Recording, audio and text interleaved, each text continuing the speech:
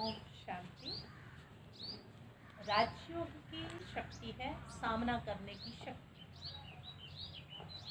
समय प्रति समय मानव जीवन में अनेक परिस्थितियां और समस्याएं आती रहती हैं, जिसका सामना करके इंसान को पार करना होता है।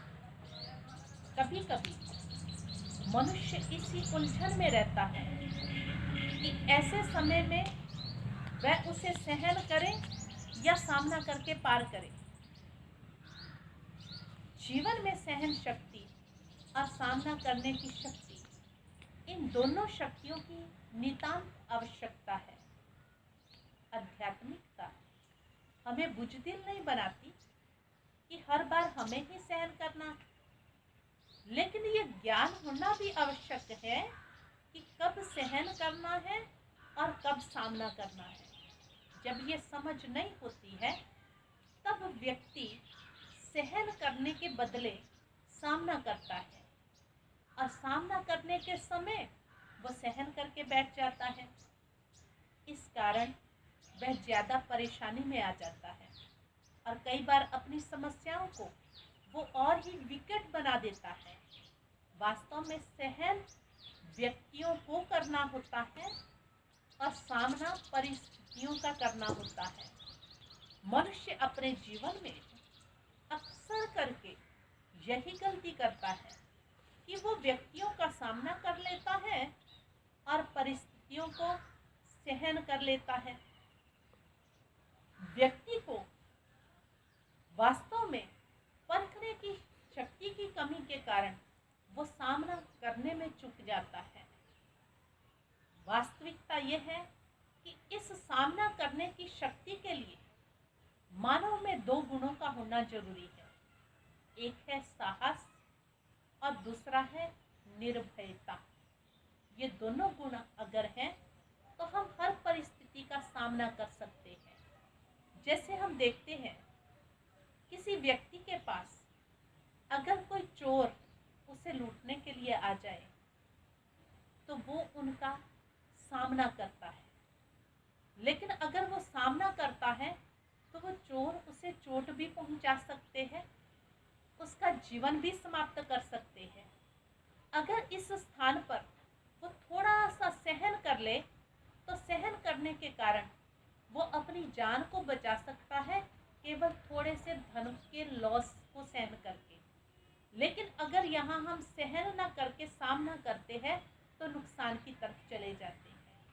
इसी तरह से हम घर में भी देखते हैं, पारिवारिक पृष्ठभूमि में, कि अगर एक औरत जहाँ घर में कुछ लड़ाई झगड़ा है वहाँ वो सामना न करके उस परिस्थिति को सहन कर ले तो घर के अंदर होने वाला बहुत बड़ा कलह कलेश समाप्त हो सकता है, हमारी थोड़ी सी सामना करने की शक्ति की बजाय सहन कर लेने की शक्ति के कारण। आज घर घर में इस सामना करने की शक्ति के कारण ही घर बिखर रहे हैं, जबकि सहन करने की शक्ति से घर जुड़ते चले जाते हैं। एक बार एक किसान जो कि खेती बाड़ी करता था और उसकी खेती बाड़ी ठीक से नहीं होती थी, तो उसको मन में आया कि भगवान भी क्या करता है, बिना समय के बारिश, बिना समय के ओले, बिना समय के आंधी, इस भगवान को भी कुछ खेती बाड़ी का अनुभव तो है नहीं, लेकिन सारे कार्य अपने हाथ में लेकर के बैठा है। उसने भगवान को कहा, हे भगवान, आप ऐसा करें कि 1 वर्ष के लिए ये खेती मुझे करने दें और इस मौसम की सारी जिम्मेवारी मेरे हाथ में दे दें। फिर आप देखें मैं कितनी फसल उगाता हूँ, कितना अनाज पैदा करता हूँ, कितनी अच्छी सी सब कुछ होगा। तो भगवान उसकी बातों को सुनकर के बहुत हंसे और उसको कहा कि नहीं, जो कुछ मैं कर रहा हूँ वो ठीक है, लेकिन बोला नहीं भगवान, आपको कुछ पता तो है नहीं खेती बाड़ी का, आप केवल 1 वर्ष के लिए मुझे दे दें।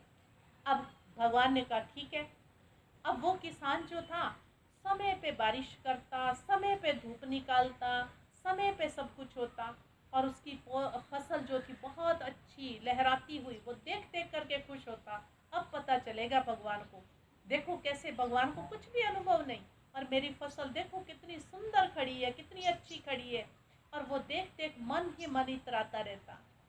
समय निकलता गया, फसल तैयार हो गई, और जब फसल काटने का समय आया तो उसने उस फसल की, गेहूं की बालियों को जैसे ही हाथ लगा करके देखा तो उसके अंदर दाने नहीं थे, और जो थे वो बहुत ही कमजोर थे। और वो तो अपने माथे पर हाथ रख करके रोने लगा, हे भगवान। उसने फिर से भगवान को याद किया। भगवान ने कहा, अब क्या हो गया? उसने कहा, हे भगवान, मेरी इस फसल में जो इतनी सुंदर थी, इसमें तो कोई दाना आया नहीं है। भगवान ने कहा, तुमने ही तो कहा था कि मैं बहुत अच्छी फसल उगाऊंगा, भगवान ये कैसे हो गया? भगवान ने कहा कि आपने इस फसल को किसी तरह की परिस्थिति से जूझने का मौका ही नहीं दिया। ये पौधे जब तूफान आते थे उनसे लड़कर के, तेज बरसात से लड़कर के, ओलों से लड़कर के जब खड़े होते थे तो इनके अंदर एक शक्ति, एक एनर्जी पैदा होती थी, जिस एनर्जी से ये पौधा उस तूफानों से लड़ता था और ताकत पैदा करता था, जिसके कारण इसके अंदर शक्तिशाली बीज पैदा होता था। लेकिन आपने इन सारी परिस्थितियों से इसको बचा कर के रखा, जिसके कारण उसके अंदर जो फल पैदा होना चाहिए था वो नहीं हुआ। सेम यही परिस्थिति हम सभी के जीवन की है। जब तक हम परिस्थितियों का सामना नहीं करते तो हम परिपक्व और शक्तिशाली नहीं बन सकते। और मानव जीवन में बहुत सी विकट परिस्थितियां आती हैं जब मनुष्य सामना करने की बजाय हार मान लेता है, हताश और निराश हो जाता है और हिम्मतहीन हो जाता है।